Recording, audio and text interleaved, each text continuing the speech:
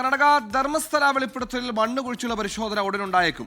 തുടർച്ചയായ രണ്ടാം ദിവസവും പ്രത്യേക അന്വേഷണ സംഘം ശുചീകരണ തൊഴിലാളിയുടെ മൊഴിയെടുക്കുകയാണ്. വിവരങ്ങളുമായി മുഹമ്മദ് റഹീസ് ചേരുന്നു. റഹീസ്, ഒരുപാട് കാലത്തെ ആ നാടിന്റെ അല്ലെങ്കിൽ ഇത്തരത്തിൽ നീതിക്ക് വേണ്ടി പോരാടുന്നവരുടെ ആഗ്രഹമാണ്, അവരുടെ ആവശ്യമാണ്. ഒടുക്കം അല്പം വൈകിയെങ്കിലും SIT കാര്യമായി തന്നെ ഇറങ്ങുന്നു എന്നാണ് മനസ്സിലാക്കേണ്ടത്. സുഹൈൽ, എന്തായാലും SITയുടെ ആദ്യ മിനിറ്റുകളിലെ ഒരു പ്രവർത്തനം അത് അംഗീകരിക്കാൻ കഴിയുന്നതാണ്. അല്ലെങ്കിൽ അവരുടെ ഒരു മൊമെന്റം, അന്വേഷണത്തിന്റെ മൊമെന്റം അവർക്ക് കൃത്യമായി കൈവരിക്കാൻ കഴിഞ്ഞിട്ടുണ്ട്.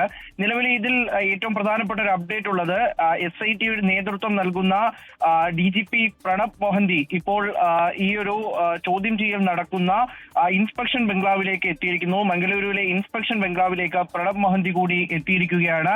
അങ്ങനെയാണെങ്കിൽ ഒരുപക്ഷെ ഇത് ചോദ്യം ചെയ്യലിന്റെ അവസാന ദിവസമായിരിക്കും, അല്ലെങ്കിൽ മൊഴിയെടുക്കലിന്റെ അവസാന ദിവസമായിരിക്കും എന്നുകൂടി പ്രതീക്ഷിക്കാൻ കഴിയുന്ന തരത്തിലുള്ള ഡെവലപ്മെന്റുകളാണ് ഇപ്പോൾ നടക്കുന്നത്. പ്രണബ് മൊഹന്തി ഒരു മണിക്കൂർ മുമ്പാണ് ഇവിടേക്ക് എത്തിയിരിക്കുന്നത്. രാവിലെ 10:30യോടുകൂടി ഈ രണ്ടാമത്തെ ദിവസത്തെ മൊഴിയെടുപ്പ് ആരംഭിച്ചിരുന്നു. ശുചീകരണ തൊഴിലാളിയോട് ഇന്ന് രാവിലെയാണ് മൊഴിയെടുക്കാൻ എത്തണമെന്ന് ആവശ്യപ്പെട്ടത്. തുടർന്ന് മൊഴിയെടുക്കുമെന്ന് അദ്ദേഹത്തോട് ഇന്നലെ പറഞ്ഞിരുന്നു. പക്ഷേ ഇന്ന് രാവിലെ മാത്രമാണ് മംഗളൂരുവിലേക്ക് എത്തണം എന്ന് ആവശ്യപ്പെട്ടിരുന്നത്. ഈ സുരക്ഷാ കാരണങ്ങളൊക്കെ മുൻനിർത്തിയാണ് ബെൽത്തങ്ങടിയിലെ SIT ഓഫീസിൽ സുരക്ഷ നടത്താതെ മറിച്ച് ഇപ്പറയുന്ന തരത്തിൽ ഈ മംഗളൂരുവിലെ ഇൻസ്പെക്ഷൻ ബംഗ്ലാവിലെ SITയുടെ ഓഫീസിൽ വിളിച്ചു വരുത്തി ചോദ്യം ചെയ്യൽ പുരോഗമിക്കുന്നത്. ഇതിൽ ചില നിർണായകമായിട്ടുള്ള മൊഴി ഇദ്ദേഹം നൽകിയതായിട്ടുള്ള റിപ്പോർട്ടുകളുണ്ട്. അതായത് ഒരു കേസിൽ പോലും പോലീസിനെ താൻ വിവരം അറിയിച്ചിട്ടില്ല. അതായത് താൻ കുഴിച്ചിട്ടു എന്ന് പറയപ്പെടുന്ന മൃതദേഹങ്ങൾ ആരുടേതെന്നോ എന്തെന്നോ അല്ലെങ്കിൽ എങ്ങനെ കുഴിച്ചിട്ടോ എന്നുള്ളതിനപ്പുറം ഇതിനപ്പുറത്ത് ഈ ഒരു തരത്തിലും പോലീസിനെ ആ സമയത്ത് വിവരം അറിയിച്ചിരുന്നില്ല എന്ന് പറയുമ്പോൾ SIT കൂടുതൽ കുഴങ്ങുകയാണ്. കാരണം ആരാണ് മരിച്ചത് എന്നുള്ളതിൽ ഇദ്ദേഹത്തിന് കൃത്യമായിട്ടുള്ള ഒരു വിവരമില്ല. ഇദ്ദേഹം മൃതദേഹങ്ങൾ കുഴിച്ചിട്ടിട്ടുണ്ട്, ഇത് തനിക്ക് അറിയാത്ത ആളുകളുടേതാണ് എന്ന് പറയുന്നുണ്ട്.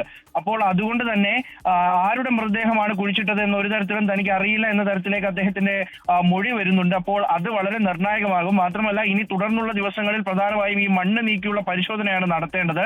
ആ മണ്ണ് നീക്കിയുള്ള പരിശോധന നടത്തുമ്പോൾ ഈ സ്കെൽറ്റണുകൾ ലഭിക്കുകയാണെങ്കിൽ, അസ്ഥികളും തലയോട്ടികളും ഒക്കെ ലഭിക്കുകയാണെങ്കിൽ അത് ആരുടേതെന്ന് കണ്ടെത്താൻ പോലീസിന്റെ മുമ്പിൽ ഒരു വഴിയും ഇദ്ദേഹത്തിൽ നിന്ന് തുറന്നു കിട്ടുന്നില്ല എന്നതുകൂടി ഈ ഘട്ടത്തിൽ പുറത്തു വരുന്ന ഒരു നിർണായക വിവരമാണ്. അപ്പോൾ അങ്ങനെ കേസ് മുന്നോട്ട് പോകുന്നുണ്ട്.